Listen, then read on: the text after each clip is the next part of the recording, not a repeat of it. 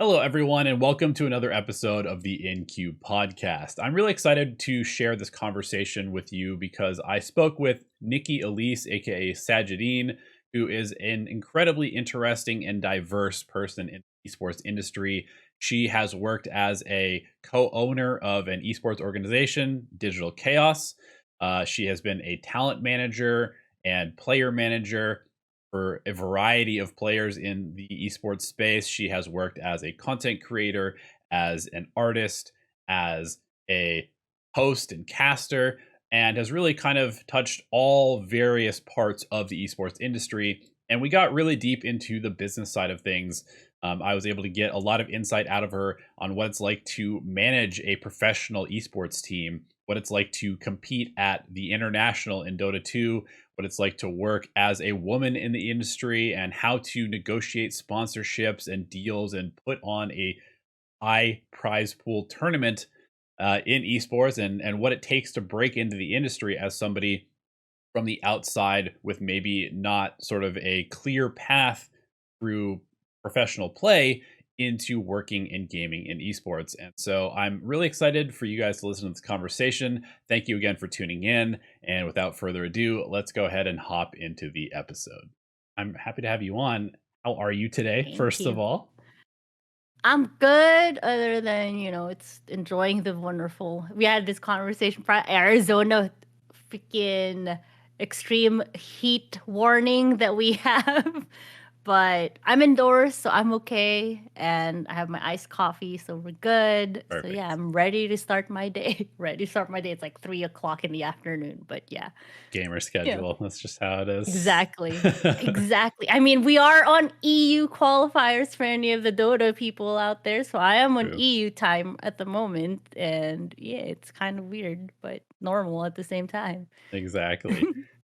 So speaking of gaming and the gamer schedule, Mhm. what is sort of your background as far as like getting into gaming? What got you interested in esports, and where did Um, that path lead? so let's see. I mean, obviously gaming my whole life. God, I'm gonna age myself, but the oldest console I've owned was an Atari 2600, Okay. right? But that was my dad's, just to be clear. But that's the earliest console that I remember having. I didn't really play. My hands were too small. But so gaming all my life, Mhm. owned almost all the consoles and whatnot. When the PC got our first PC when I was a kid, that really changed everything. Got into StarCraft, into Counter Strike, um, really into Counter Strike. I used to run like 1.6 servers with a bunch of people. We had like Okay. 6 servers. They were very popular, blah, blah, blah. It was awesome.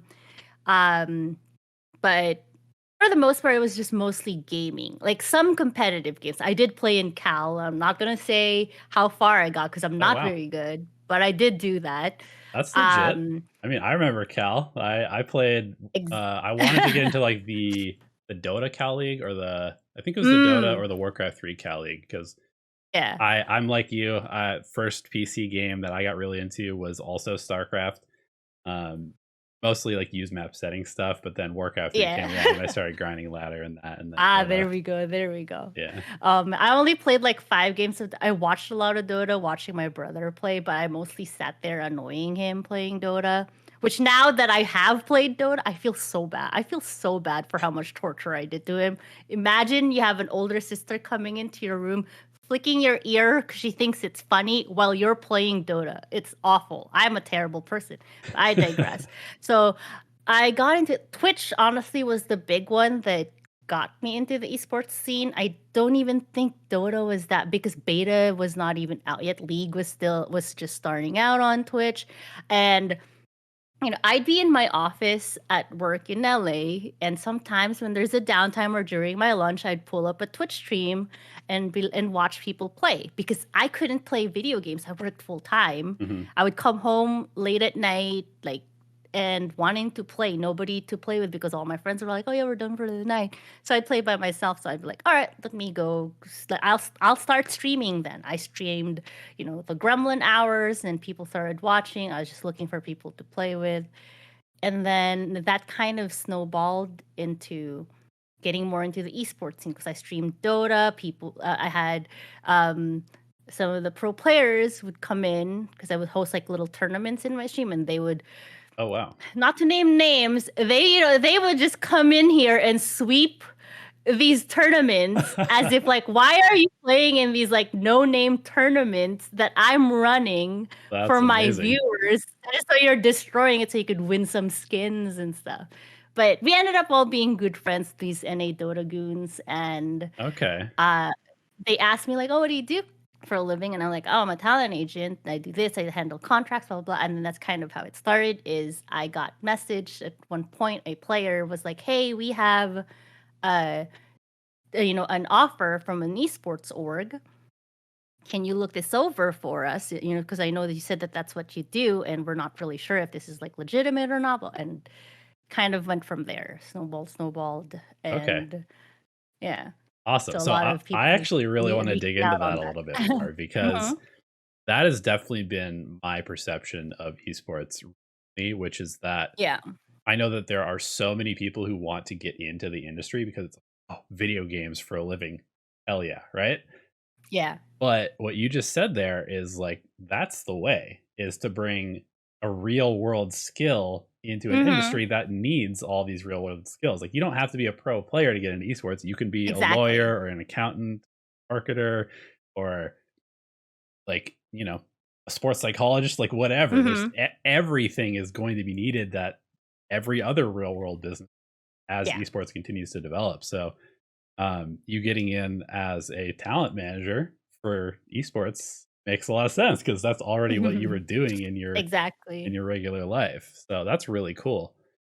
Um, so from there, you basically just kind of got more and more networking, I assume, right? That just led to more and Yeah. more opportunities because you have all of these real world developed skills that people are like, oh, Right. well, we need that also, right? Yeah, pretty much. It's a combination of having all of that already done. So that was a big, I guess, like my somewhat like bread and butter. And yes, like, I'm gonna say that the networking, I mean, the biggest networking would honestly just kind of meeting like my significant other, which he's also a Dota personality. He does content, Hmm. and we had a YouTube channel, and so I would assist with that stuff too, as far as like making that, making looking at like the paperwork and the deals and the offers that would come in. But prior to, I would say, getting more involved until like captain's draft started, when we started running the captain's draft stuff. Hmm. Yeah, a lot of my involvement in esports was always doing deals for honestly, I still do it today. I don't even advertise myself anymore, and I still get like, "Hey, are you still doing this?" No. Well, because so and so kind of needs help if you want to like help them out, and I can never say no. Hmm. So it just never goes, but it's just there. Hmm. Um which it's like the momager mommy instinct in me, where I'm like, these boys, they need looking out a lot of Sure. times. So why not? I'm gonna just like do it. But yeah, it just kind of snowballed for there, because doing the agent stuff, and then in combination with the big thing that we want, hey, I want to run a tournament. Me and Shannon Suns fan wanted to run a tournament, and so we started talking about the idea of captain's draft. And he Hmm. wanted to do something with Syndred, like no matter what. So captain's draft was born, Hmm. and from its first inception, in what was it, like, the MLG player, oh, what was it, I don't even, that's we didn't even have it on Twitch for its first run, but it Oh, just kind really? of snowballed. For No, it wasn't. Like It the was on like MLG TV, like the premium little yeah, service on their website exactly. that you had to That's buy? where it Ah, was back in the day, and then it would snowball from there, and I think that's kind of like a probably another additional lesson for a lot of people, is that, and kind of like where I always feel like at the end of the day, is that if you're not getting the opportunities that you feel like you need or you want mhm, in the space, there's also more than enough room for you to make it happen for yourself. Because for the most part, myself and Shannon, and I think a lot of like other, you know, people in the industry or personalities or whatever can relate. We're not the 1% or the automatic invite type people, Mhm. right? And you kind of have to work really hard and hustle to make all that stuff happen. And if you kind of just sit there and wait for someone to like say, hey, we want you for this, or we think you'd be a good fit for this, or whatever, then you're just gonna keep waiting forever. So for the Yep. most part, the biggest thing that him and I have learned, like being in this space, is just like make stuff for yourself. Like who cares whatever other people think? Like you can do it for yourself too, because there's no rules as far as you being able to come in or not come in and make that stuff for yourself. So why not? But it's Totally. kind of how where we are. I mean, you get it too, right? You've made like how many like your all of your God. content stuff, and then it Yeah. just kind of goes from there. Yeah, I mean, So that's you get it. that's the thing, like, I guess I've probably told this story, many times at this point, but, like, the way that I was able to build Dota Alchemy, for example, with Jenkins Hmm. was I looked at Dota content and, okay, well, Purge does these patch note videos. This is, like, the biggest thing was Purge does these patch note Hmm. videos. They're, like, 7 to 11 hours long, and because they're so long, they don't get uploaded until the following day after the patch, Right. because it's just not possible. You can't upload an No. 11-hour video in one day. So if I just make a patch note video, 25 to 30 minutes long, and upload it an hour after the patch comes out, people will be searching on YouTube for it. And Hmm. that was like 0 to 25,000 subscribers was basically just that. Yeah. Um, so yeah, it is really just about finding the opportunity and Hmm. putting in the work to make it happen. Because I mean, I'm just like a nobody in esports, right? I just decided back in like 6 years ago, hey, I would love to work in esports, and started making Right. videos. Not huge, obviously, in the space, but I have I essentially been a full-time content you're creator for 5 years, and that's good enough for me. you're a name enough. Like you're a recognizable name enough in my space, in our spaces. So Yeah, and I Dota, mean, I guess. yeah. It's So it's always like so weird, right? Like especially when you kind of jump ship. You and I kind of on the same boat as far as like, Dota, this is our audience. They, for mhm, the most part, there's some recognition there. But then try like my Twitter like algorithms and what are these activations or whatever mhm. impressions gets so destroyed trying to navigate the audience between Dota, Valorant, art, whatever else I want to tweet about. It's just Right. like, man, I can't even look at you right now. It's so weird. But that's just the reality of it. Yeah, and every little niche has its own little insular fan base and following and that kind of Mm-mm. stuff, and so it Yeah. really is just like a matter of kind of finding the people that you wanna talk to and then talking to them. Hmm. Oh yeah, for sure. So I guess I wanted to learn a little bit more about the you mentioned Captain's Draft. Hmm. I don't know who all will eventually see this video, but Captain's Draft was a Dota tournament, right? And it was kind of a unique Yes. Dota tournament where instead of the regular Captain's Mode game type, it had a Hmm. slight twist on it, but was still something that people would consider to be a competitive variant of the game. Yeah. Yeah. Um, so take me through like how you go from having an idea of wanting to put on a tournament to actually like getting teams to buy into the idea and then running the tournament. Oh man. Yes. Like you, we knew at the time that everybody's just doing captain's mode, Mhm. and we're like, okay, well, we're like, this is Dota Cinema, this is Suns fan, and how can we do this to stand out? Because like otherwise, what's the point? Like we're just gonna be like every other tournament out there, and it's already built into the client, so it's not like we'd have to make things from scratch like we did with elimination mode. Mhm. And so it's just kind of like, why not? So you just start things off like removing like the name or the idea. So say like you want to sit here and you're like, I want to run a tournament.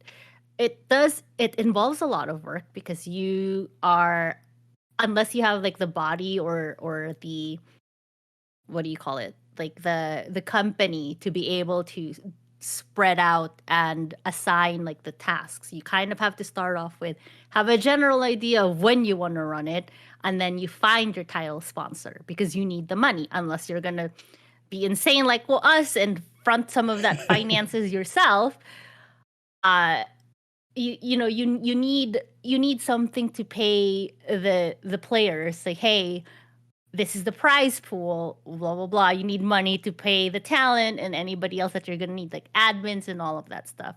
So once you secure the title sponsor, then it becomes a little bit easier to kind of move forward. Okay, so it starts with we money so that you can kind of of attract course, the talent and the yeah, players first and foremost. yeah, and at least for Captain's Draft, it was easy talent wise because we already have the Sunsfan and the Cinderin, so that's Mhm. already like a pairing that that we had at the time. And if I remember correctly, I think we didn't even have any other casters for the first captain. It was literally just the two of them. That's funny. And we had invited teams. Yeah, I mean for the Dota, we don't see this that often in Valorant, but at least in the Dota space, it's very common, pre-invited teams. Mhm. If you can get a big name team to commit to your tournament, it becomes a lot easier to invite everybody else. Right. So with that, and then you do that with an attractive prize pool. It was a lot easier, definitely back then when the money requirements weren't as high as they are now. But even Right. just looking at like the LAN for captain's draft when we did the Dota minor, we already had half the money because Valve fronts that, and then we needed to come up with our own. The big thing was making sure we get a good team to commit to a Dota minor that is not captain's mode. And I believe like Team Secret was definitely one of the first ones. So that was a big sell because like if you can get like Secret to commit to something like that, and then you're just like, yes, let's Yeah, go. because the minors didn't have So qualifiers, right? It was just like a tournament mm, that people no, would go to. yeah, because from if I'm remembering correctly, like you need the qualifiers will give you DPC. I mean, we had qualifiers for it, I think, did we? And then you can invite teams. And I don't the remember the DVC has format changed now. so It many changes times. so much. It changes so much because I just remember that we got approved for our minor after TI, and we had how many months Mhm. to plan it for a January date, and I'm just like, what? And it was a big deal because like no, yeah, I'm pretty sure we needed to have some invited teams. Mhm. I remember that, like, and then you can have like qualifiers for Sure. each region or something. Um, because that was like a big deal for us for people to participate in it, and then the points Oh, yeah. can be carried over to um.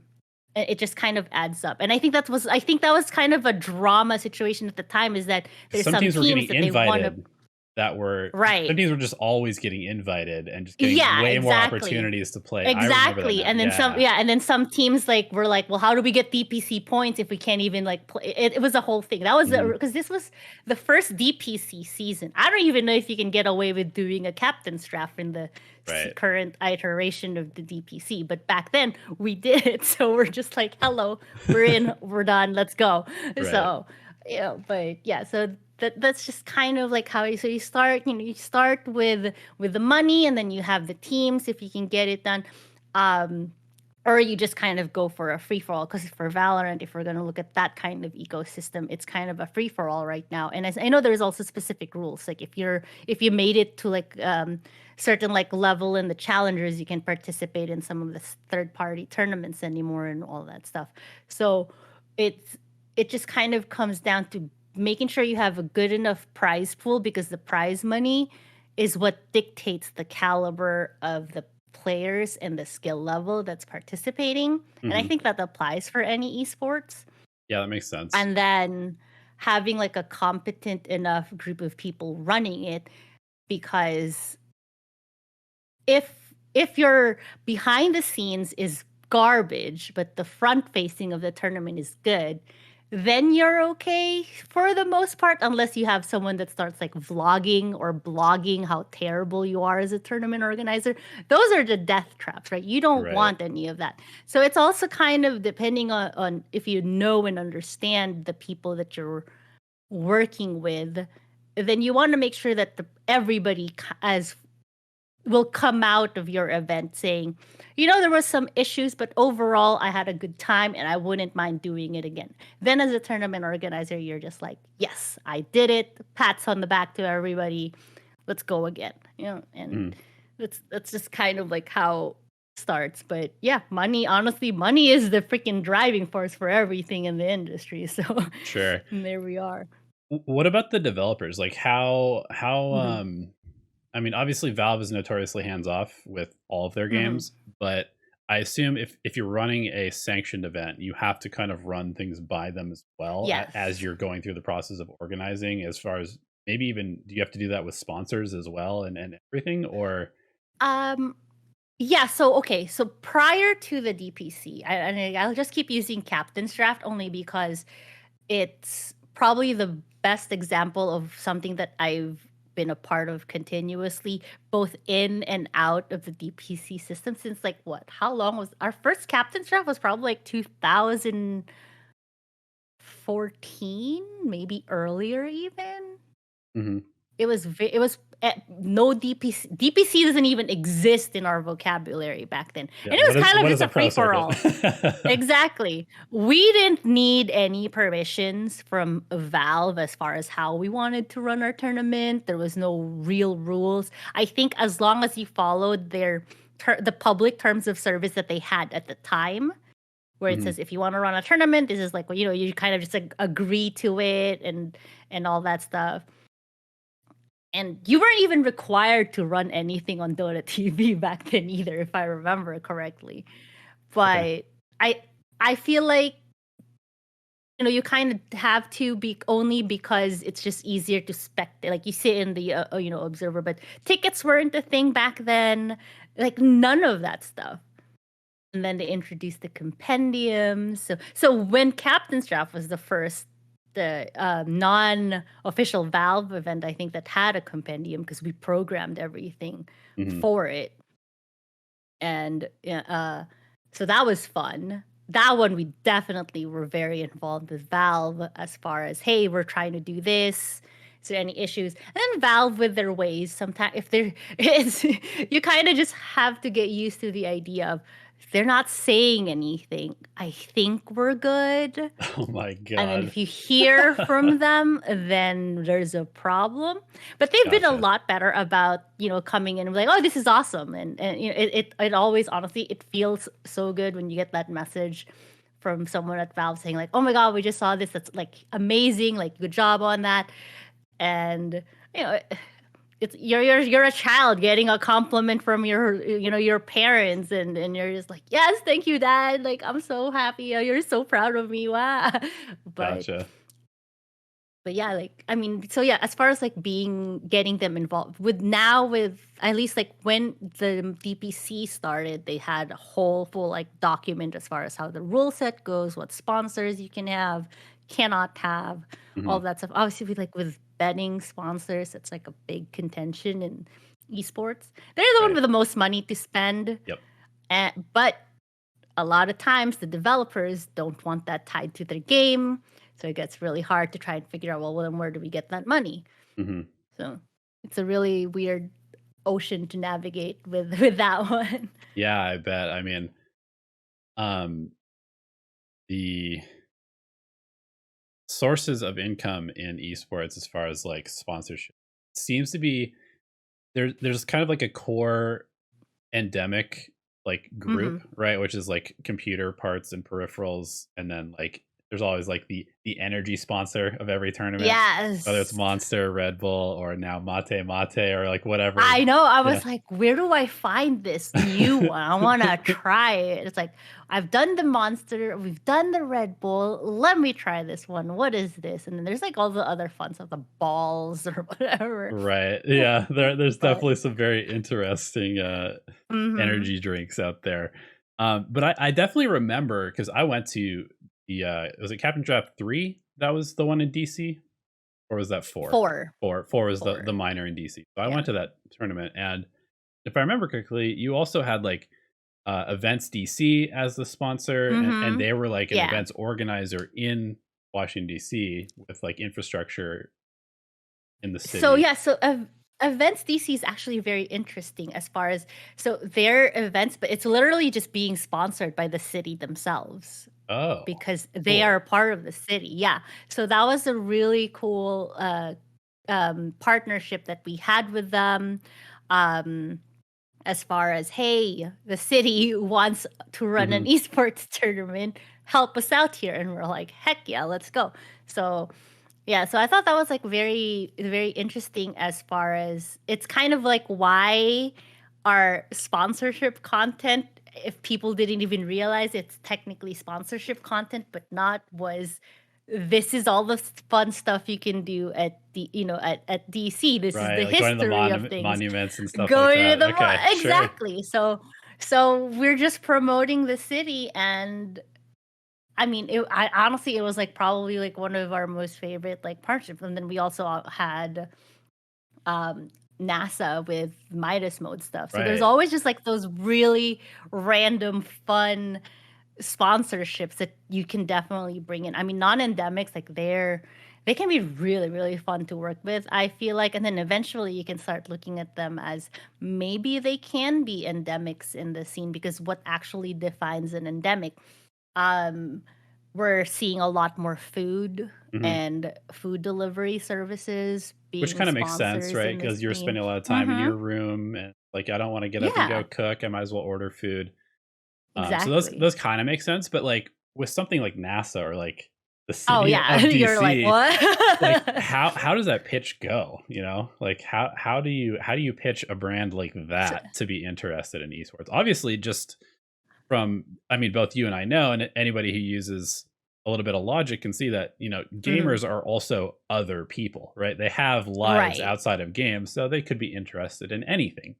But how do you sell that interest or just kind of like the person outside of just the gamer to a sponsor?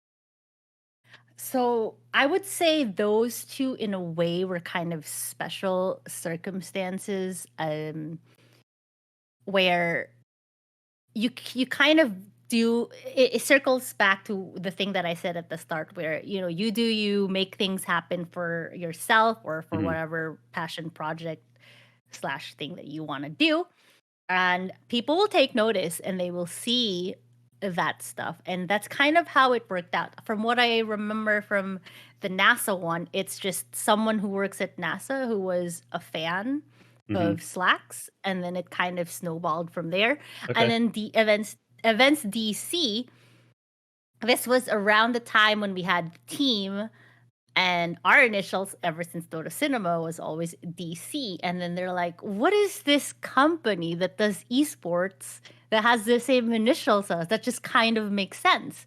So they reached out like and they're like, Oh, hey, like we're interested in getting into esports. You guys want to meet up? And then we're like, sure.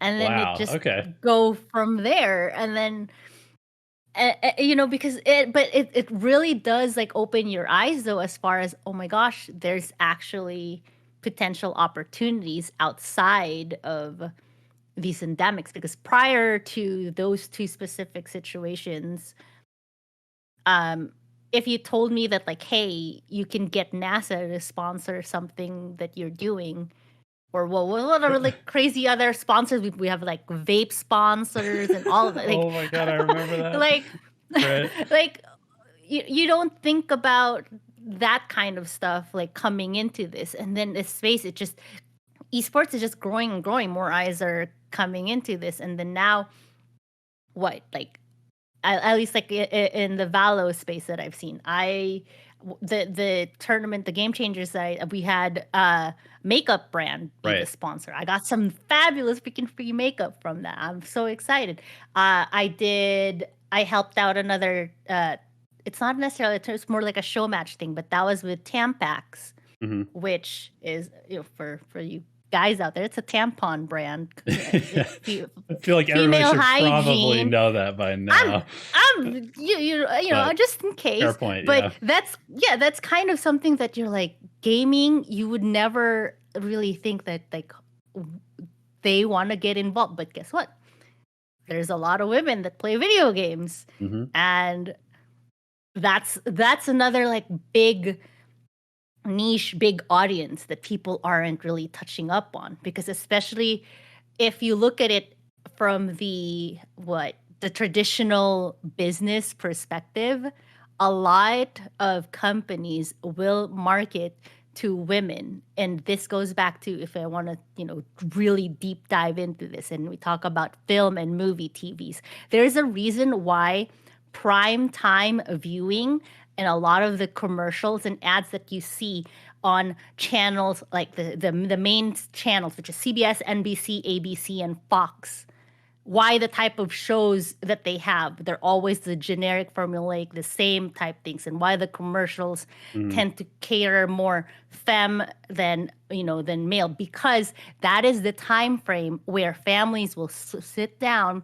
and watch television together. Mhm. And guess what? As much as everybody likes to think that it's the dads who control the remote controls and dictate what families get to watch, no, it's the moms. It's the moms Mhm. and what they want to watch. So they're the ones that contribute to the CSIs and why there's like 5 million of them, because they're the audience that watches all that. Everybody loves, or the little housewives crime show dramas, Real Housewives of Totally. whatever. Um, and then you see the commercials, it'll also cater to that, because they're the people in charge of the grocery shopping for the family. They're the ones that are saying, this is what we need for the house right now. They're the Yep. ones handling the budget. So, from a marketing and business perspective, that's technically who they need to be catering to. In a younger demographic audience that is esports, at least back in the day when it was first starting, it makes sense that it was all male power, energy, Right. blah, blah, blah. But the space is evolving a lot more, where it's become the audience is growing up with it. A lot of them are now transitioning into families, bringing in their kids into the gaming space. A lot more women, it's pretty obvious, are also involved in the space. So the marketing is also transitioning with that. And Mhm. it'll be interesting to see where it is, like even like a few more years down the road, when it's probably a lot more normalized or established, like compared, like if you compare it to like other sports, I guess. Yeah, So we'll totally. see. I remember seeing those sponsors for Game Changers. Like, oh my god, this makes so much sense. It's a women's only Yeah. tournament. Why would you not have more feminine styled sponsors? Like, of Mhm. course. That is Yeah. exactly what you should do if you want the most out of your marketing dollar. So, I mean that's the way it should be. Like, I like know. And it's genius, honestly. And Mhm. I'm wouldn't be surprised if that continues to be the trend, at least like for a lot of the younger sports. Like if you look at the comparables, like some of the industry, like okay, if you look at Dota to League of Legends, I th- there's definitely, I think, a divide or a visible difference as far as the demographics Mhm. for both. Not counting, I mean, I'm sure some statistician can do this, but just given like the sample size for each, one is definitely more female friendly, and then there's a whole lot of like arguments and sciences that involve as to why. And then it's the same thing right now with Counter Strike and Valorant, and then so on and so forth, where it comes down to like something that is drawing in a younger audience for the most part will not just be catering or pulling in one demographic over the other. It's just going to be a lot more. And I think as far as like Dota 2 is concerned, at the end of the day, even though Dota 2 is newer, Dota as a game overall is just older. And I Totally. think that's a contributing factor as to why that the audience is the way it is. It's also a lot more, what's the word? Like we're so We're compacted, right? insular. It's a very insular We're in community. yeah, Yeah. insular. So that's another big one for sure. I think that affects it as far as like being able to market and sponsor and or sell Dota in particular compared to like other tournaments, but it's doable. It's just hard. Right. Yeah. I mean, I think if I were to just because I mean I've obviously run Dota channels and now I have a Valorant channel as well, Mhm. and even there, I think it's a very small amount, but if I look at the viewership in Dota, it was like maybe 1%, 0.9% was female or something like that out of, Yeah. millions and millions of views. And on Valorant, I'm like pretty close to 6%, I think. Mm, Which sounds like a very small amount, but the difference between those two is huge. And right. and also like the age demographics, I think Dota was like very much 18 to like 35. It was like skewing. I think Wow. the Yeah. biggest audience in Dota was like the 25 to like 30-year-old at this point, whereas Valorant, it's like 14 to 20 is like the biggest chunk. I know. So Yeah, that's always my favorite, getting killed by a 10-year-old, and I'm just like, "Yeah, okay, thanks. I feel very old. You're welcome." Just like right. Cool. oh. Well, that's awesome. I mean, I've dealt a little bit with sponsorships. I've always kind of stayed away from it for the most part with like content sponsorships because Mhm, anytime you do that kind of thing on like a content channel, and you've been a content creator as well, so mhm. but you kind of dilute things a little bit. It's like I like to think of it as you have your audience has sort of like built up a I don't know, like a bank account of goodwill, Yeah. just through giving them content for free that they enjoy. And then if you kind of stick like a I don't know Raid Shadow Legends ad in the middle of a Dota video, they're going to be like, wait, Right, what is this?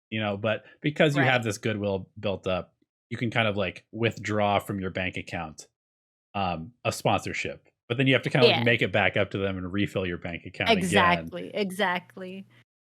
I Um, mean, it's harder too with just like how YouTube works as well, right, right? The YouTube pains as far as where do I even place the ad? Like technically, it's worth more if I do it in this section, but then right, you lose the viewer retention, so it affects your algorithm. And just like YouTube, please, right. just let us monetize something. Yeah, Anyway, that's a whole other freaking topic. I feel like, but you know yeah. that pain. Yeah, I mean, we can get into monetization a little bit. I am a little bit curious, and obviously, I don't want to like Mhm. prod finances too much, but there was sort of a golden age of Dota, I would say, right, where Yes. you could create your own items and your own compendiums, and from what I can understand, it was a pretty lucrative time for people who were creative and had Hmm. work ethic at that point. There Yeah. was like a moment in time that lasted for what, like 2 or 3 years, basically, maybe a little bit less, where you could kind of like use Dota as a springboard to really create your own business.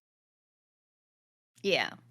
I Uh, mean, honestly, it was nice. I get that it was abused by some bad actors, mhm, but I kind of wish that instead of punishing those who weren't doing it correctly or treating it like a proper business, that I don't know. It's just kind of weird, right? Because this was around that was around the same time when Cowboy Ursa was considered, like, outlandish. right. And now where are we? Cowboy Lena, she So just it came out. exactly, and I'm just trying to understand why all of the good creator okay, I wouldn't say it that way. There's still a lot of really good creators, but why a lot of other people who were within that space, who were, I guess, in a way, like, pushing the boundaries and the buttons and the whatnots had to kind of be sacrificed for Mhm, us to still, at the end of the day, end up where we are. Um, and it's kind of unfortunate that that was definitely one of the better ways because look, as even like for tournaments, if a third party tournament could still do their own compendiums and get items or something else into the game, even maybe something similar to what we're doing now with the bundle support packs, mhm. I feel like that would help a lot The whole because ecosystem and Valve themselves, like, they take a cut of right. everything, right? Like, you're Oh yeah. basically Oh just yeah. doing an entire tournament for them in terms of income. Yeah. Yeah. And I guess like I still personally don't understand why that's not a thing anymore when The only thing I can think of right now, and maybe I'm missing something here, something internal, something public that is just completely glossing my mind. If the only concern at the end of the day is quality control of what kind of sets are getting in, and all that stuff, well, I feel like that's already out the window. Hmm. So I'm just like, let people buy what they want to buy. I know the market kind of got saturated as well, like the people buying things Hmm. so that they can resell them. That part, honestly, you know, I don't really care for that aspect of it. If people are trying to do it that way, if anything, that kind of ruined stuff for a lot of people too, was the hoarding and the whatnot. Yeah, But I really wonder whether there was some sort of thing where, and sorry to cut you off, but like mhm, no, no, the no. Steam market has its own sort of like item resale Yeah. ecosystem, but is that, is it really that big an income piece for Valve to, for them to not want that to be saturated with new stuff that's also just being bought for the first time and giving them maybe even a bigger cut than the little Steam Right. sales? I wonder if that was part of it, where they saw like a big dip in like the resale and trading aspect on Steam, and they're like, "Oh no," because they're very data driven, so they see like maybe Yeah. revenue dropping as they allow people to put in more and more sets. Like, wait, we don't want to lose this stream of revenue, but Right. they hadn't really necessarily calculated how much actual revenue they were going to get if they just Yeah. allowed creators to continue putting new stuff in the game. I'm not sure. Yeah, I'm not sure either because, like, if you think about it, though, a lot of the sets that they're putting in right now, you can't even sell or trade anyway. Right. So, if anything, they're kind of doing that. But I feel like a lot that the people that the scalpers of the Dota world or whatever that buy and sell like after one, they're not as prevalent, I feel like, anymore compared to the people that just wanna buy stuff because they like it or they wanna support something. I mean, sure, at the end of the day, the people that are buying the battle pass or whatever to support or to contribute to the price, well, they're small, but that's Right. not what I mean. It's like, I bought the battle pass last year or for the most part, I buy the battle pass not because I wanna give money to the millionaires that are gonna win it. I'm gonna, like, say that right now. I'm not. Right. I wanted it because that Quapper is hot as fuck, and I want it, and I'm not trading that for anything. Right. And that to me was the value of it, and I'm like, honestly, I'm the perfect consumer. I don't like, I'm really bad at Dota, and it really stresses me out. I still consume it constantly. If this battle pass had anything good in it, I would have still bought it, Hmm. but there's nothing in there that interests me right now. But if they come out with another, like, Arcana as close to or as similar as the Queen of Pain one, heck, have my money. I don't care. This game Right. has, contributed so much to enjoyment in my life. I don't mind throwing in like a few. I did that for Counter Strike. When Counter Strike released the what do you call it? The battle pass that allows you to have a female skin. Oh wow. Okay.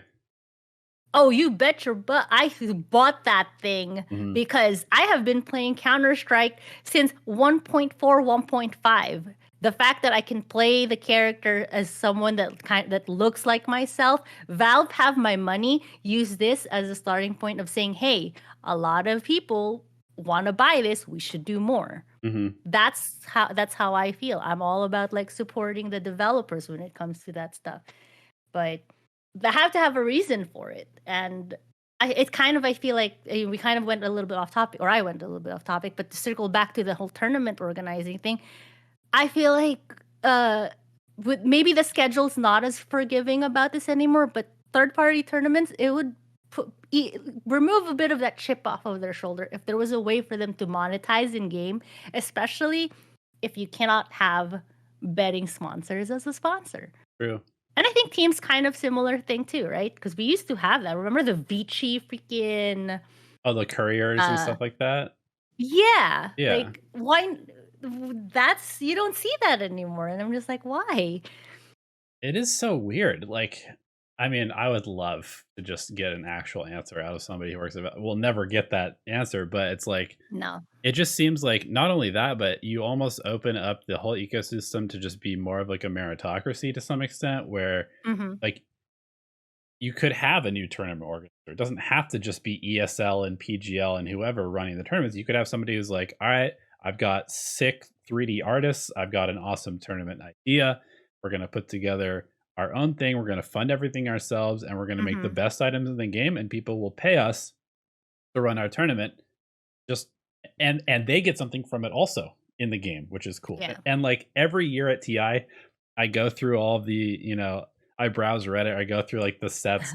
There's so many awesome cosmetic Oh sets. my They're God. so good. People are so good at Oh my making items for the God. game, and we get a fraction of them, and most of them get discarded or rejected, and we never see them again. It's Yeah. like, just put them in a tournament bundle. Like, let us Exactly. get these items. Exactly. We want to give you more money. Like, Ah. I don't That's know. how I feel. I mean, yeah, I mean, you pretty much like hit that nail on the head. I like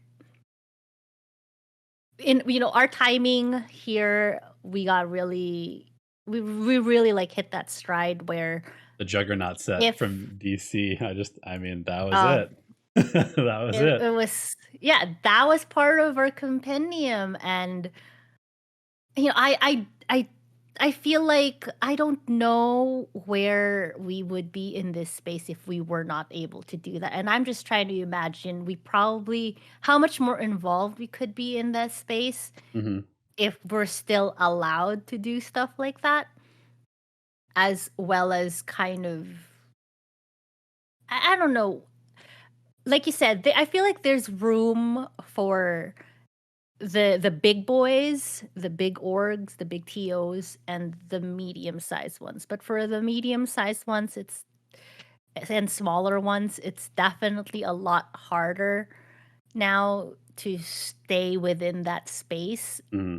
Besides having to deal with the insane like DPC, or even like the acronyms of the role. Even on Valorant, it's kind of in a similar space. The DPC and VCT schedule Hmm.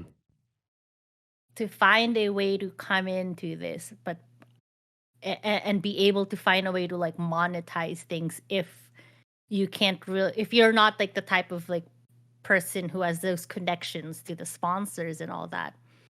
And it's hard to get into it without like having all of that stuff. So, and not impossible, but it is a lot harder now, I feel like, compared to before. Yeah, that makes sense. Okay, I want to shift gears a little bit. Mhm. Uh, Yeah. Tell me what it's like to own an esports. Oh man. So this was like the way we we go about it was always been a dream Hmm. to have our own team. And we're like, hey, we'll find a way to make it happen. And after I want to say, what is it like? After our maybe was it second captain's draft is kind of when we seriously pursued it. And then we eventually, what was it like TI4, TI5, or whatever, having to start those meetings with the players. Hey, we're gonna form an org. Hmm. All right, would you be interested? I The mean, you've infamous heard the after party story. conversations. Yeah, exactly. Yeah. We were a part of all of that. Hmm. Going to the after parties and the after party breakfasts, and Hmm. then trying. At the time, I feel like it's you when you're a TI, especially, and you're looking at like all of the people having breakfast or lunches or drinks together, and you're just like, why are they having Right. lunches and drinks with those people? And then you see me and Sunspan having lunches and drinks with players, and people are like, the fuck? But, and then out of nowhere, we're like, oh. But yeah, so I thought that was interesting. One of the biggest concerns to start was, you think anybody's going to take us seriously enough to want Mhm. to be part of our team? Okay. And hey, lo and behold, things happen. I mean, that was what the AUY getting kicked out of EG, Mhm. and we're just like, whoa, holy shit. Hey Curtis, what's up? Sorry to hear about you're just like messaging him, Mhm. talking to all of these like players, and and then it just kind of suddenly happens, and then you're like, all right, this is the roster. This is like, we'll let you know if we're gonna go with you. We had a couple of options, then eventually it ended up, and then you wake up and then you're like, holy crap, we have a team. Mhm. Now what? And I assume it's kind of like also running a tournament where you need to have like a title sponsor. You need to have like yeah, that core player that's going to attract other yeah, players to come play with them. yeah. We had an investor on top of like ours, so we kind of used some of our like some of the earnings that we've had from like being part of the workshop and Mhm. the I mean, earnings from tournaments that doesn't exist really, but it's well. So let's put that out there right now. But yeah, so and then on top of that with the investor, because yeah, we just didn't want to be another um what small org just trying to come into this, which honestly, kind of considering it, maybe wouldn't have been so bad. But we're Shannon and I were the go big or go home type Mhm. people, and we wanted to kind of go out there with we have a team, and it's these guys, and it's gonna be amazing, and blah blah blah. Mhm. Uh we wanted to be reputable from the start, only because it's a combination of, especially for Shannon, like he's somewhat of a name. It's tied with another sort of a name, which is Dota Cinema. We wanted to keep it DC. Oh man, the amount of agonizing for names and even like clearing it with different people. What do you guys think of this name? Oh What do my you guys think of god. this name? Trying to compare. Well, like our name, like, oh, that sounds so cheesy. Like, what is that? Like, well, what you think like Evil Geniuses is a good name? Like, really? And you're just like, any name sounds like until Right. like it's not established is a questionable name, right? Yeah, We really could TSM, have Team been Solo Mid. Like, what does exactly. that even What mean? is exactly, but now Yeah, I'm not even kidding. We went through all of the amount of time just coming up with it. We could have been Dinosaur Commandos, man.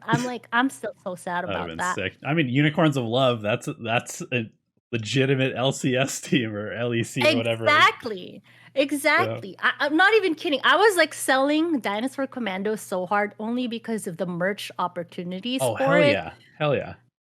And I oh my god, the only thing Shannon cared about was it had to have the sun's colors. So there we are. So we Sure. had DC. It had to be DC because it had to be tied to the company, like the cinema and everything in between.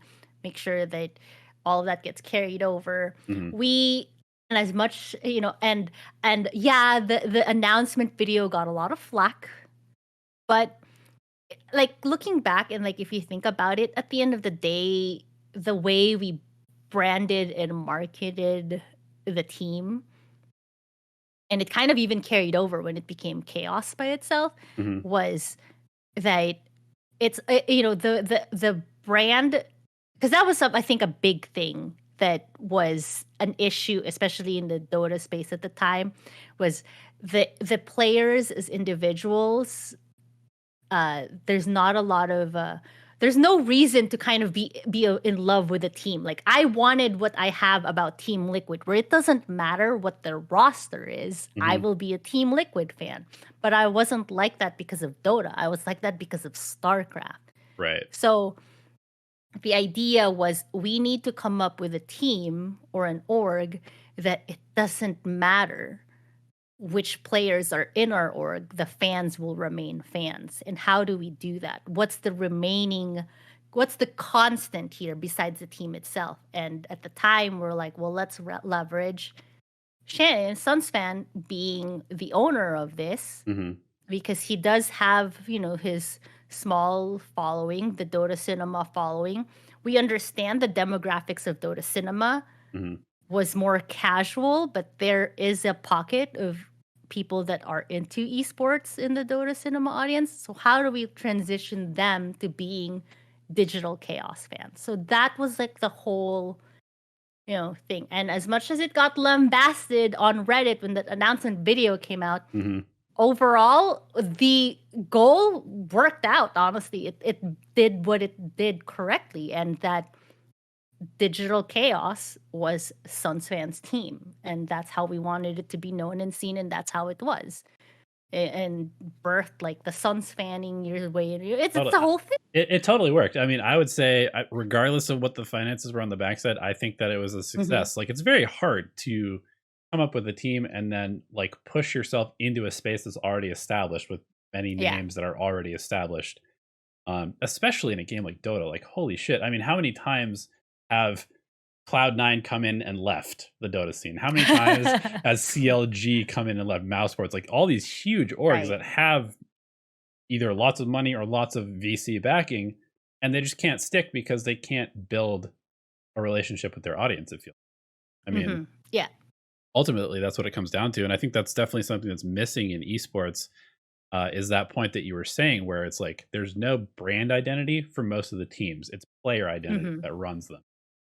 Right. Brand identity is what allows you to become the NFL or the NBA. Like Hmm. if you don't have the Exactly. teams that actually hold the fans, there's no way you'll ever stick around. Period. Right. Absolutely. And I mean that was the strategy, and like it works out. Like to this day, we still get a lot of, oh, Digital Chaos. Like, are you guys coming back? Are you guys gonna get a Valorant team? Are you gonna guys get another Dota team or whatever? Let's do And we're it. yeah, we've not closed off.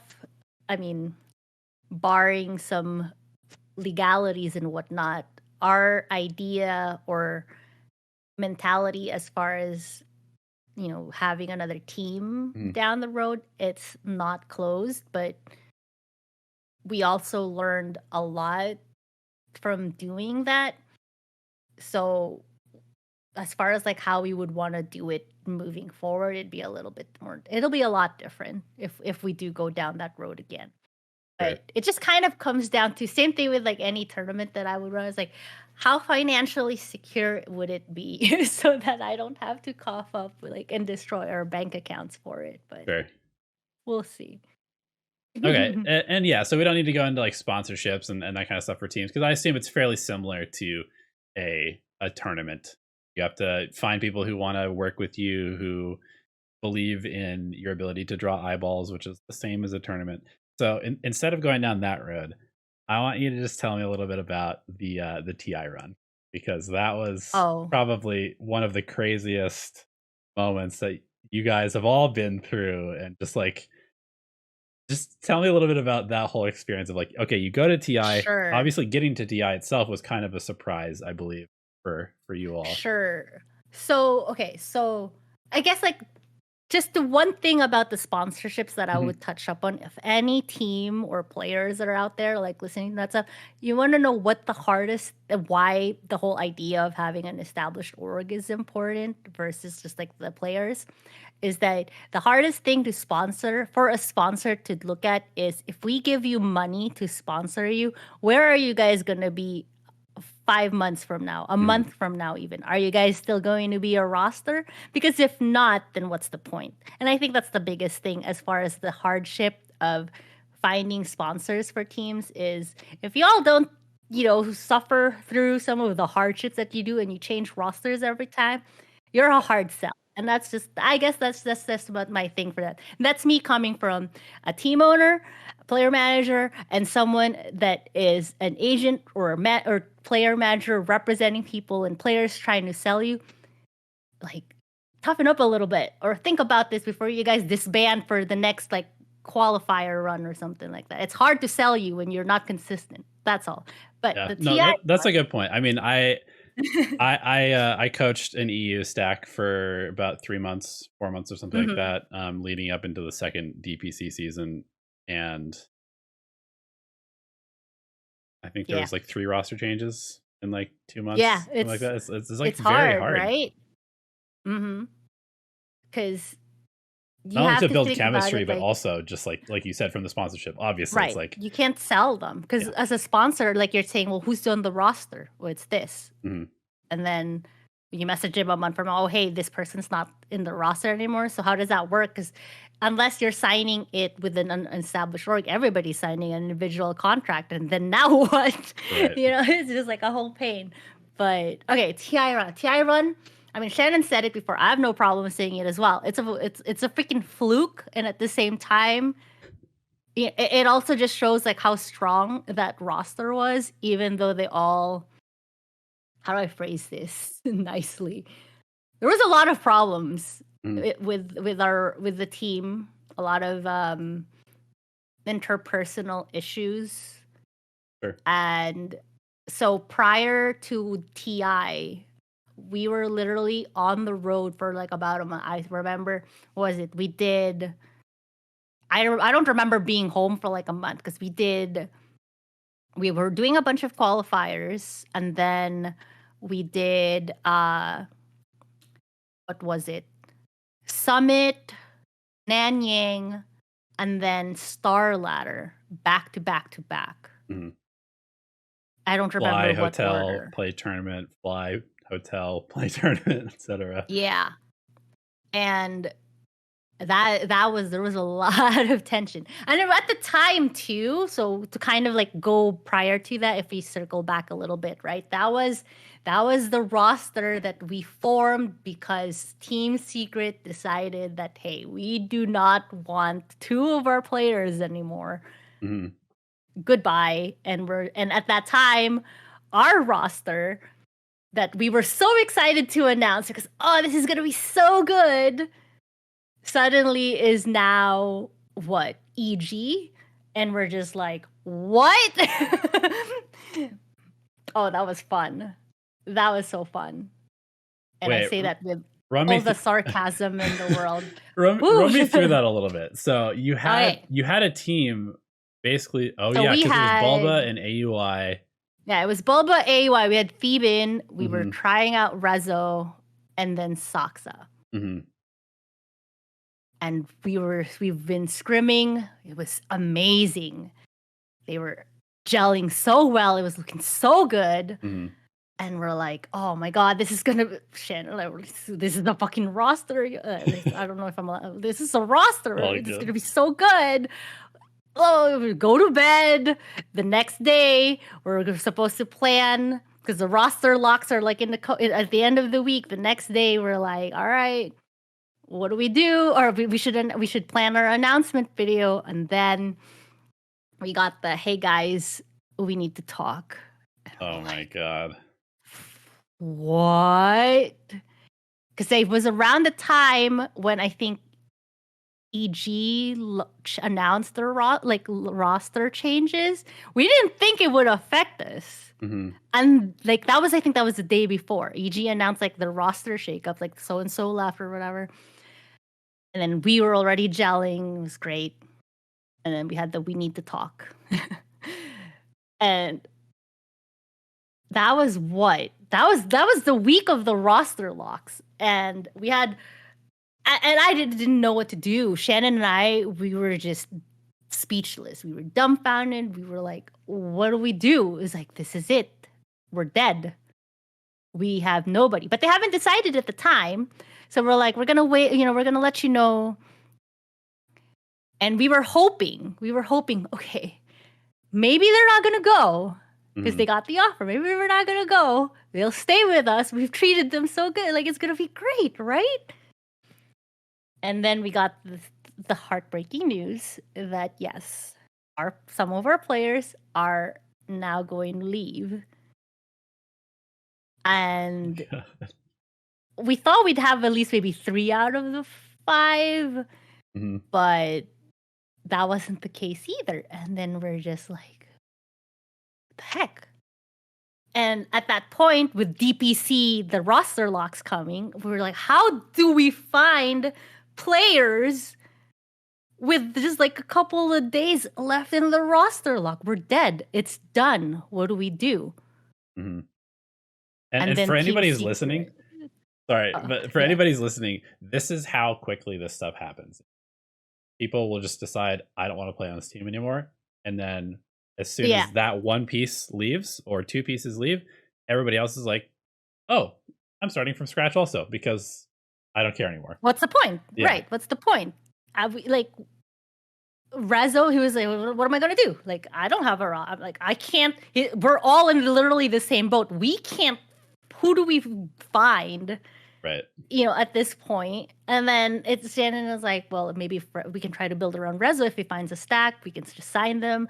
All of these things. And then Team Secret announces that Missouri and Weha are no longer with Team Secret. We're like, what? And I cannot even begin to tell you how much scrambling and messaging we did and didn't do. Rezo was like doing his things. And then apparently we weren't even the only options for them as a stack when they formed.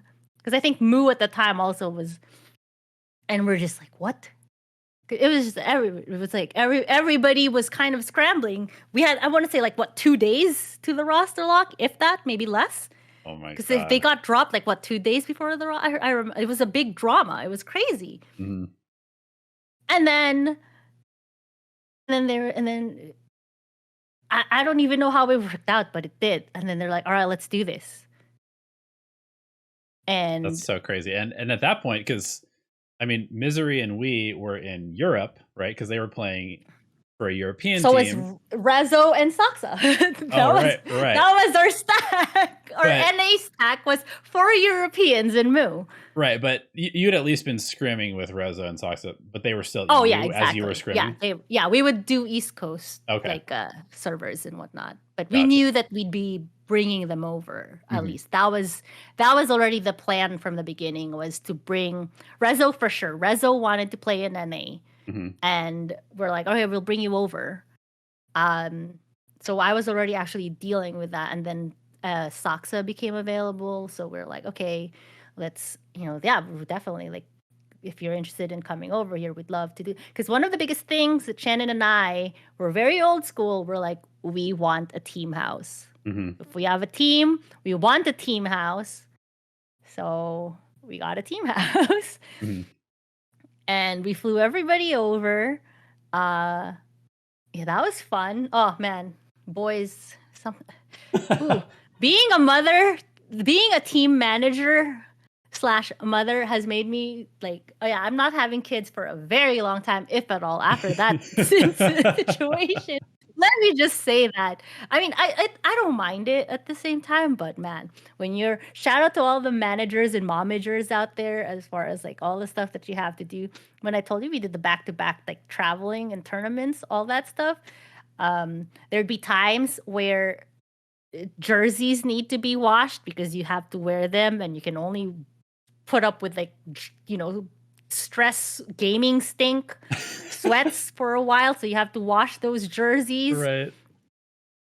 And you're booking flights and hotels and doing their laundry and getting food. Yeah, and I'm not just washing jerseys. I'm not gonna say it, but I can tell you what all my players underwear preferences are. Some of them wear tidy whities, some of them are boxers. I don't care. I had to wash them all because my job was to make sure that they're focused on the game and not stressed out. So I'm the one that has to make sure that all of that stuff gets done. But yeah, anyway, we've brought everybody over and got the team house ready and got everybody in sync and whatnot. But the results were all over the place. This is, at the end of the day, a roster formed out of necessity, not necessarily out of we want to play together, we're good friends, or blah blah blah. So obviously the cracks, you started seeing this and that happen, but for the most part, prior to TI, we did scrim what is it, wings or whatever, the most. Oh really? Okay. Yeah. And I think that really panned out. We broke them at one point. That was always one of my favorite memories, was we kept wrecking them in their scrims. And I think at one point, I remember this was in LA in one of our boot camps, and they rage they rage quit. And really? Then I stepped outside after to kind of just have coffee, and then Jack comes by and is like, what did you guys do? I was like, I don't know, I didn't do nothing, we didn't do nothing, but the boys are in good spirits right now. And it panned out in the end. And honestly, I don't know. It is a common. I mean, obviously, everybody at TI, they're all very skilled. The boys, they're all very skilled players, Hmm. and TI, it just does something to people, to teams, and it's a make or break. Uh, and I can tell you right now that prior to TI, if a team could be in rock bottom, that's where we would have been. There was a lot of disarray behind the scenes. At that point, we had two coaches Hmm. because, you know, some coaches are for some players and then another coach is for some other. It was a whole thing. Hmm. And then I think, and maybe Team Secret can understand where I'm coming from with this, is that sometimes if you come into things with all of the expectations in the world, it gets too heavy. Hmm. But Totally. when you come into this with the expectation of we're already done, let's just have fun and have at it and see how far it takes us. Well, looks like it can take you very, very far. And it's just a battle of mental at that point Hmm. because you can't argue that one team at TI is going to be I mean, maybe here and there, but for the most part, I would say the skill disparity of teams that make it to TI, especially like main event TI, they're all it is literally anybody's game. And I think DC was kind of a big proof of that too, is that it literally is just anybody's game. And Yeah. that's why TI and esports, like for the most part, is so exciting when it comes to that stuff. So that's the TI run, I think, for in the best way to explain it. Nothing to lose, so you take it all the way. Okay. So you guys lose to Wings in upper bracket round one, and then you have to go Yeah. all the way through the lower bracket back to the grand finals to play Wings again. So at what point in that lower bracket did you guys start to get like we could actually potentially? Do you Um, remember kind of was there a moment like that, or were you just kind of like got another series with I I don't know. kind of just so I wasn't actually there, but from my conversations with Shannon, I don't necessarily know if it got to that point. Probably after beating EG, Okay. I think is when that that kind which at that point that just kind of tells you why the outcome becomes the way it is. And I Right. and I mean it still like kind of went almost like all the way too. So I don't know. It's a tough one, That but makes I sense would though. say that would kind of be like a big point was the EG fight because prior to that, it at least like from looking at it or just like the mental of things, you're all, oh, this is still absolutely doable, and then suddenly you beat EG, and then you're just like, holy we're Right. doing it, Yeah. So I mean, that makes sense. I mean, like yeah, you lose that first round, and then if you're thinking about making it all the way, there's no probably just yeah, like so. I don't know what's gonna happen this game, and you go out there, you just play, and like things go well. That's right. there's a reason that you see the same names at TI over and over. It's because these are Hmm. that just like will be able to handle that pressure and just show up, and Yeah, enjoy the moment. That's why they're good. exactly. Yeah. I don't know. It's hard for so many to I still can't fathom it, and the stress that I feel every time my team plays. I can't even. Okay, like anybody in if you have a favorite team or a favorite player and you're watching them play and you're the stress that you feel, frustrations that you feel when they win or lose, that doesn't even come close to when you're actually invested, Right. And like I was emotionally invested, I was financially invested, but I wasn't the players. Like Right. I can't. You see, like you see when you're behind the scenes, when you're in the room with them, because we may always made sure that was one of the big things that I was like very adamant and important to me was I sat in every scrim, I watched like every guy. I was there. And Mhm. you see the frustration, you see the anger, the rage, you see the tears, the heartbreak when things don't go your way. Mhm. And even when things do, oh my gosh, like qualifying for TI is still one of the best memories I have of I wanted to film it, but it was just so chaotic. Freaking Weeha just jumped across the table, almost like knocking me over, and it was amazing. But Right. and that it's just like hard to quantify like what kind of emotions like everybody goes through, how sick they get, the anxiety. And you hear like some of the players even like they have anxiety attacks, panic attacks, they throw up, they get sick. It's a whole thing, and Yep. it's rough.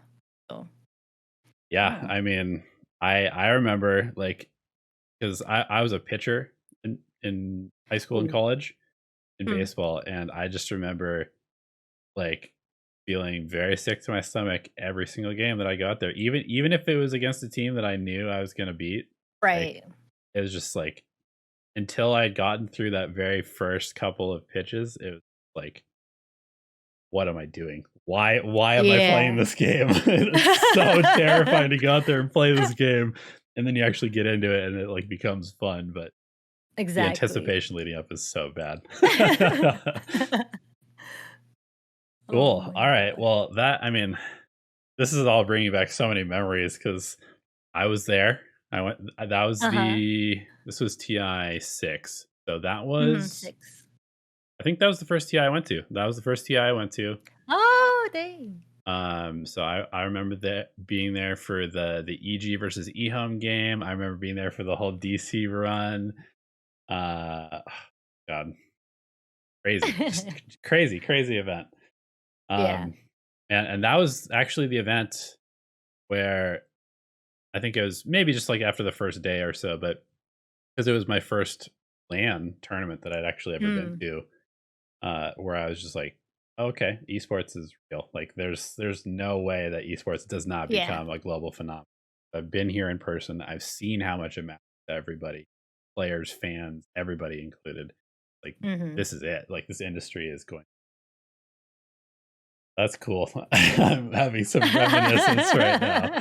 So that's a good Aw. opportunity to Yeah. change topics. And I don't want to spend too much more of your time, Yeah. but I do want to kind of go more into your current sort of endeavors. Yeah. Obviously, you're an artist, and also now you've been experimenting in some like commentary and hosting and Valorant as well. Mhm. I wanted to kind of get your insight into both like the creative side of getting into the industry, as far as I mean, because you could be a thumbnail artist, you could be an emote artist, you could be Right. a logo or a graphic designer for a team, um, and also just like seeing things from the other side now. Like how do you see the industry? What's been your experience seeing the other Uh, side of things? it's definitely gotten a lot better compared to how it was when I first started. If we don't count like maybe the times from prior to the existence of Twitch, this was like in the Cal days, people were just like getting peripherals as a prize, and Hmm. that made your day. Things are definitely a lot better as far as contracts, paperwork. Um, we're not there yet necessarily, so just comparing it to how it was for me in Hollywood, it's so standardized, and there's even like there's laws involved when it comes to how businesses operated under Hollywood. But at the same time, I mean, Hollywood is a very old industry compared to esports. Hmm. So we're getting there. We see the attempts, and you see the attempts constantly of other people trying to get in, but some of the attempts, they're not as good. It's going to be a little hard to break into the old guard of this is how we do things Hmm. versus this is how we should be doing things. And having had my foot in both, I can see why. Because not everything that was done, you know, business like in Hollywood is necessarily the right thing. I feel like there's some things that we can adopt, but paperwork, contracts, definitely important. The thing is, enforcing it's still very hard. It's not like we didn't have contracts with the players in DC when Hmm. when I did it, but players are still free to leave. Because what am I supposed to do? What are we supposed to do if they want to leave? You just buy them out, And that's that. That's what the buyout clause is for. And I think that's Mm. important if you're, an esports org or something. That needs to be on there. That way you don't get Have them leave a effed. important Right, asset. Yeah, just exactly. completely gone. Totally. Um, but at the same time, as a player, and same thing, like having too much of a, and we've seen that issue, like long-term contracts and all that stuff. There's a good like it has to be worth it, and there are agents and managers that everybody can talk to and reach out to, and lawyers, and I highly encourage anybody out there like listening to do that. It doesn't matter how big or small that deal is. You need to have someone that knows what they're doing look into it if you're not well versed with it, because there's so many things that people don't even pay attention to. They just look at the dollar signs and they're like, "Oh, that seems good." But then they don't do the actual like reading of everything else and how much they're giving up Hmm. for that dollar sign. And then at the end of the day, if you look at the actual overall thing, you're like, "Oh, that's not even a lot after all, because I'm having to give up so much for so long." Right. And whether it's me or to anybody else, like that's the beauty about like this space, is that there's so many people out there that are legitimately willing to help with or without a fee. Hmm. Um and I think that's another thing, is a lot of people need to get used to the idea of paying for service, paying for work. Um, I rarely do favors here and there, as far as like, oh, let me read your contract for free. I mean, Sure. I'll if I'm well enough, but even if it's not me, like anybody else out there, I tell you, hey, if you're an up and coming player about to get signed by an org, reach out, pay an agent or a lawyer to look over your stuff. The money that you're spending now is going to save you so much headache down the road Hmm. later. And it's like, if your org that you're dealing with doesn't like the idea of you bringing in someone that is supposed to look out for your interests, that's a huge red flag already. And I say this with emphasis, any reputable org will want you to lawyer up, will want you to have an agent. They will not be scared Hmm. about. I'm not even kidding. I have organizations like team orgs, and players will recommend players to reach out to me if they don't have representation. Hmm. Will recommend them to their other agent or lawyers or wherever. They'll pass that information along because they know this is how the business is done. They're looking out for their own interests, and other people are looking out for theirs. And if they don't want you to do that for yourself, then that's a big red flag, and you need to run away. It doesn't matter how much money they're offering you, because at the end of the day, money being offered means jack unless they're actually paying you. We've seen Yep. that countless of times, right? You're like, Yep. "Eh, what, GSC or whatever, have they paid people yet?" Nope. I don't know. Probably not. Guessing no, right? No, I don't think so. No. So, I mean, even today, even with all of these horror stories, it still happens. Like it's mhm, everybody knows that this is something that happens in the industry, and it still happens. So yeah. I completely agree that when it comes, and that's a huge thing that esports needs to do to be like a Mhm, really reputable industry, is that it needs to be standardized. Like yeah. agent talks to agent, lawyer talks to lawyer, like, and as sort of like old world as that might seem to all the zoomers that are up and coming, it's like there's a reason that this has been done for Right. hundreds of years at this point Yeah. over a variety of different industries, is that Mhm. there's just certain things that you can't really sacrifice on, right? No. Yeah. No. There. It's just like a big one that, like, for like as an example, that people don't realize that they sacrifice. If you're a content creator and you're gonna get signed into an org, you still own your content, or do they? Right. That I mean, that's huge. People don't It's realize huge. that like a lot of the time anything that you make under the org is their content forever. Mhm. Forever. And they might be like, "Oh yeah, you can use it for your own stuff and you can keep the YouTube ad revenue," but technically the content is theirs Mm-mm. and they will use it Yeah. 6 years from now. Your face, you might have blown up to become Shroud. They will use your face in their Right? marketing material because they can. Exactly. And you can't do anything about it when technically you should be compensated for that stuff. So Yep. it's just like that's just one of many things that like people don't realize is what the agents, lawyers, managers, so that's what they're paid to look out for. They Mhm. understand all the nuances for that stuff. But I mean, yeah, like that's I think like the big part of the industry. And then as far as like everything else, I don't know. I really do like that there's a lot more space and avenue as far as uh where esports is heading. I One of the big things that I've been very happy to see as an artist as well is that I see organizations bringing in their own like art. Back in the day, it was just like graphic designers like Mhm. being brought in to like design like my thumbnails and our graphic announcements. But now you have like full on like illustrators being signed by esports orgs to do content for them, and I love that. I Yeah. love it because I'm all about like the art. I don't know if I would personally do that because I'm very finicky about the kind of art I like to I It's not like for to do. everybody for sure, but No.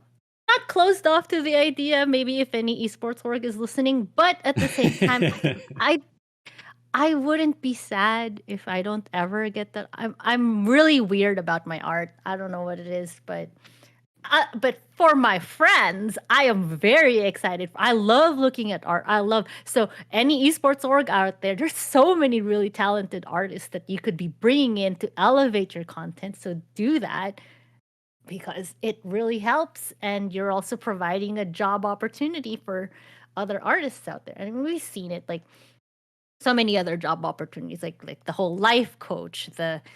the physical therapists already, like me, sports psychologists, they're making their way into the esports. Freaking chefs, personal chef. I'm all about that stuff. We're so legitimate now. It's exciting, and I'm honestly just excited to see like how much more big the industry can be because if it works for all of the other entertainment industries, aka like the Hollywoods and the sports world and whatnot, then why not esports? Yeah, I agree. Okay, so last little topic that I want to talk to you about Yeah. um, is Valorant Hmm. slash game changers and sort of like the future of esports Mm. because to me and this has just sort of been my little take that I've had and been like mulling over since maybe like early beta days of Valorant and seeing how Yeah. Riot has run their ecosystem in that game is that I kind of feel like we've been living in esports version 1.0 up until Valorant, and Hmm. Valorant is the first esports 2.0 game. Yeah. And for me, the reason that I think that is because League and Dota and Counter Strike and COD and Rocket League and all these games have kind of been all operating under the same sort of set of like generally accepted rules and like the way that Hmm. they like create content and the way that they run their tournaments and all that sort of stuff. And then Valorant comes out as the second esport for a company that has had a track record of running a successful esport. Right. And you can already see the differences. Each agent appeals to a very specific demographic to make it a global reaching esport. They are already putting Hmm. a huge emphasis on bringing women into the conversation and as competitors and as talent and as everything to make it farther reaching and more sort Yeah. of like holistic and um, just the interest that could be possible and the way that the game develops as well. And beyond that, they've also sort of taken a I don't know, you think whatever you want about Riot and how they run their esports and how their heavy-handed approach to everything, but I Hmm. mean, they have like you said artists. Like there's artists that are doing stuff and being integrated into the Yeah. scene. It's becoming almost like a cultural phenomenon in terms of like music, art, game, Hmm. competition, everything. So what has been your perspective in terms of like switching sort of a bit of focus from Dota to Valorant, and also just like what you see as going forward in terms of esports development and things that are happening? There's definitely a lot of things that I really like with how they're running things. I mean, they've had that proof of concept, I suppose, with League when they'd released Hmm. KDA. I think that was a big one because I remember watching the music video, watching Worlds, and how KDA is now this whole thing. Because, K-pop is like huge, and Hmm. they're like, let's capitalize and get in on that. Where at the end of the day, I don't need to play League or even know anything about League of Legends to appreciate what KDA is. And I feel like for Dota, they finally did that with the anime and Right. on Netflix, and that's huge. And I know Riot's going to be. I mean, technically, I think theirs was an. I don't care who did it first, but the fact that everybody's doing it, because at the end of the day, Red versus Blue was the first one, Yeah. right? I don't True. know, True. but Halo forever. but that's the idea where sometimes with something I don't get with the whole how do you say elitism? Oh, elitism. Yeah, that one with some of people in gaming is why don't you like bringing new people or new or other demographics in? Because it's only ever going to do good things for the game when you have more players coming in. Mhm. And if you're a game dev, that's what you want. And I think like KDA did that to start. Whereas like when you look at the life cycle of the game that is League, same thing with the life cycle that is Dota, because I remember seeing a thread where a lot of people came in because the anime brought them back in or introduced them to it and they wanted to check it out. You're like, oh, let me try this out. And it's kind of the same thing. So I think Valorant does a really good job for that.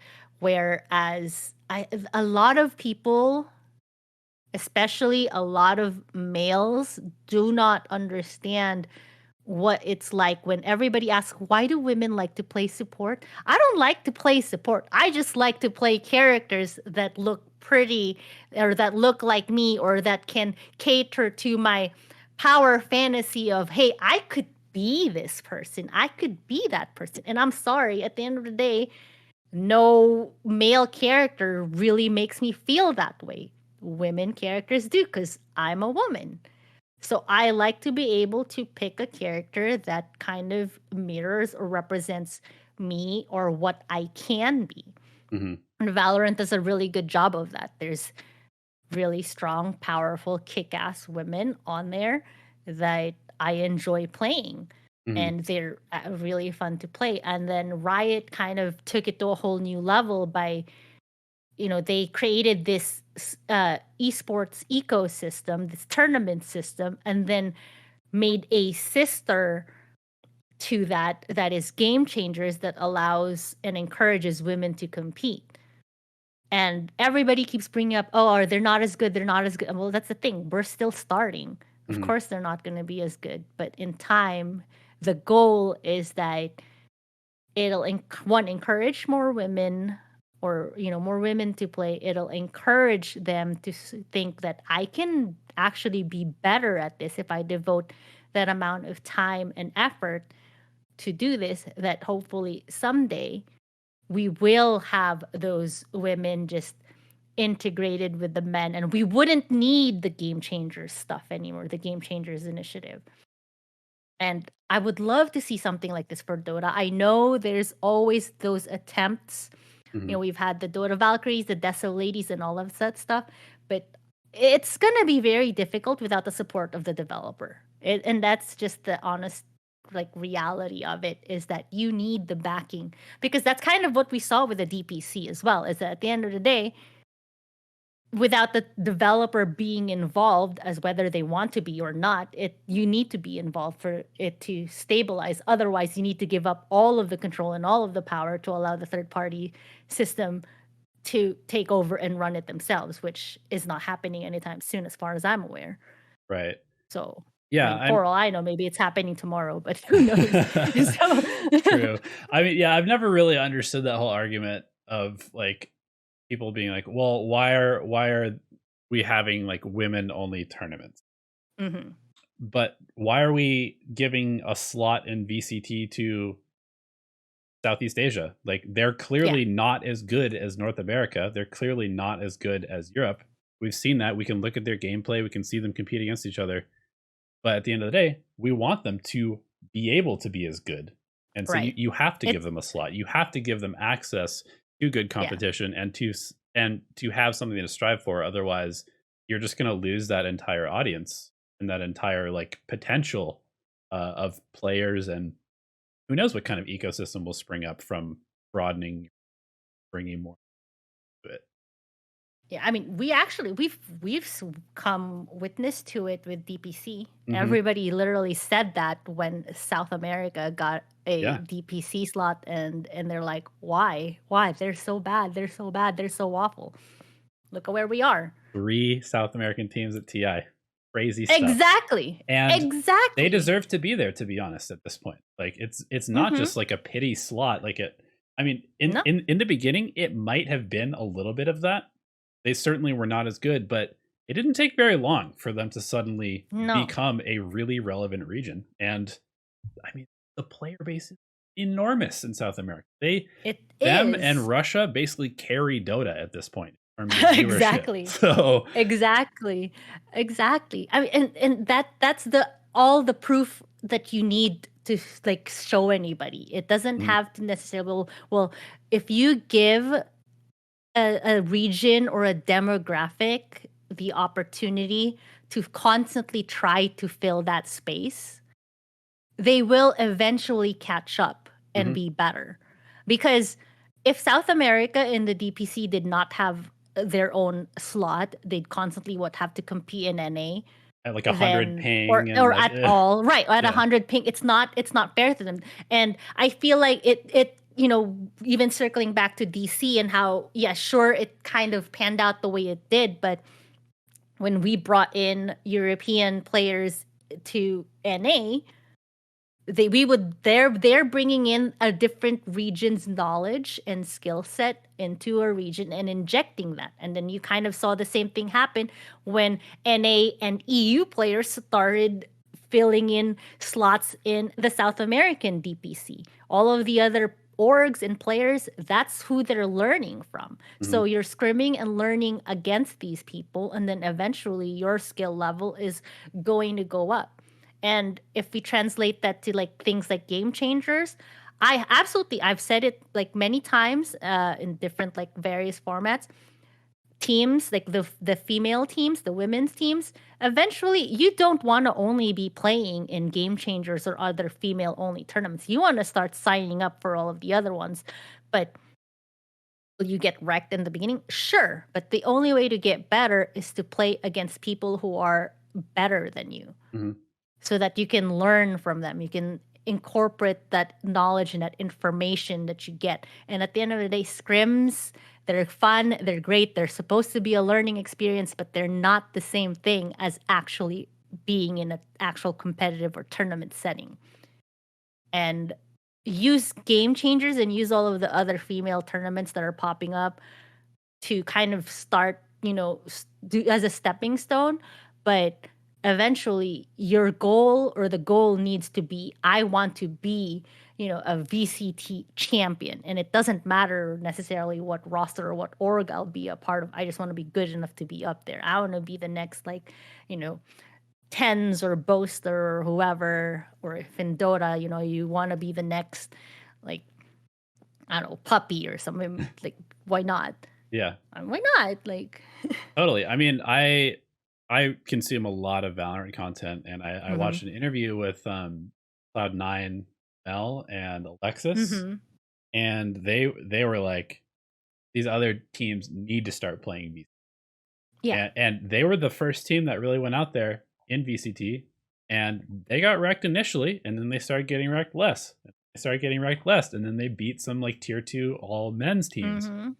And then they go play in game changers and they just destroy everybody because they got Exactly. owned by better players and learned from it, and then owned other people. And like, that's just how competition works. Like, you Exactly. don't get better unless you actually challenge yourself. But same time, if there is sort of like a perception initially that you cannot compete, it's very hard to go for it Yeah. and like reach your full Yeah. potential. So that's why something like game changers is important, because it and like the buzzword of like safe spaces and stuff like that, it is kind of like that because it allows you to feel um or at least like feel out what it is to be a competitor Hmm. first in Right. sort of an environment that is more supportive than most. You don't have to necessarily feel as much pressure, just because I can imagine for a woman playing a competitive video game, really in any space, in any game, Hmm. there's just always going to be some extra element of pressure to perform, just Yeah. because of the stereotypes that still exist in gaming spaces. Um, For no, for sure, for sure. yeah, I mean, and if the men out there still can, I mean, I was just gonna keep circling it back to South America DPC slots. Like prior totally. to South America having their own DPC slots, what they're representing South American teams, they're representing Peru, Brazil, playing in tournaments where they're forced to play in USCs. No, you tell it like you guys have. Do people even realize like there was no tournaments really that would cater to their server Hmm. needs ever? So Yeah. you're already playing at a disadvantage coming into that. So how do you say that you are just as good to compete when you're coming into it at a disadvantage? Yeah. That's how being in a minority region or a minority gender even, like that's the disparity that you kind of have to address. So when you create that safe space or even just a space that allows you to play in a region with your proper ping, guess what? It makes a huge difference. Yep. Huge difference. And then suddenly the improvements start showing and then you start being better and then you can come into this and put yourself in a more level position, aka the land situation, and then that's where you could really strut your stuff. So I don't know, it works, and anybody that says otherwise, like that's I think that's the thing that you need to pay attention to right now is at least for our Dota audience, South American DPC system, and I wouldn't be surprised. Riot sees stuff like that happen, and that's why VCT regions exist like so consistently, and they're so like pocketed because you have to have that. Yeah. It's so important. 100%.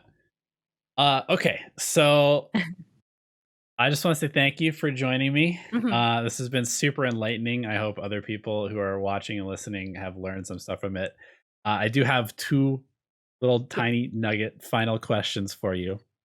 First of which is, since you have worn so many hats, to use a very Mm. cliche term, what is the thing in your esports journey so far, your gaming journey, that you are personally kind of like the most proud of? Whether it's you being able to pull off a tournament, breaking into a new game, hosting events, like what are you sort of like the most proud of? What has brought you the most satisfaction? Captain's Draft 4, the Dota minor. Okay. I was a large scale LAN that involved large scale money, Hmm.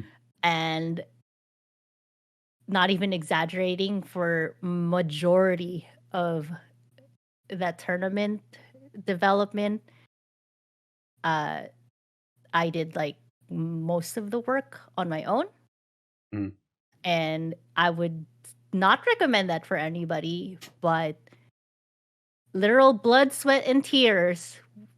One of my most memorable, well, it was that like inside out, like core memories is standing in our living room when we weren't sure if we were gonna get one of our sponsors to pull through, if Captain's Draft, the LAN was still going to happen. And I was crying to Shannon saying, I don't know if we can do this.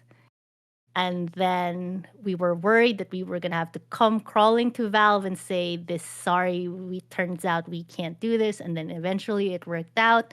And then did all of, did everything. Like I was the project manager, tournament organizer. I literally did all of the hospitality. I was the set designer. I designed the trope. I did everything. Like everything that my skill set was capable of doing, I implemented it on there so that given that we had to already cough up so much of our money, it saves money that I only had to do it for myself and not have to hire it out.